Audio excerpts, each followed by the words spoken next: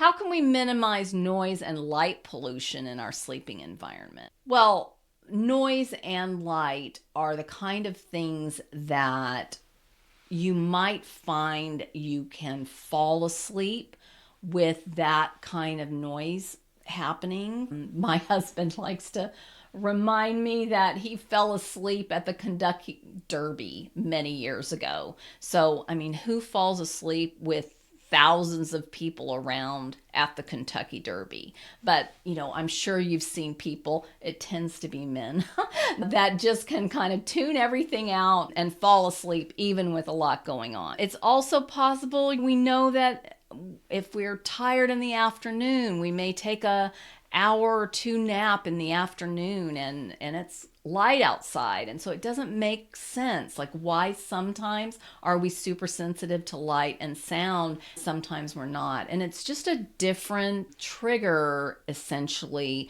when we're shutting down to sleep for the night. If you find that you have noise in your environment, then you're gonna want to use some kind of white noise machine.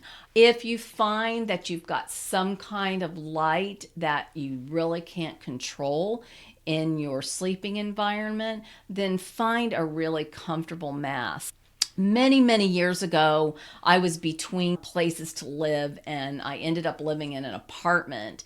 And I didn't realize when I looked at this apartment that there was a light pole right outside the bedroom window. And it was a security light, there on purpose, but it was nearly impossible to really block the light out there. I found that even putting up blackout fabric around the light, it still like bled in from the sides, and I ended up having to sleep with a mask on, which was not optimal.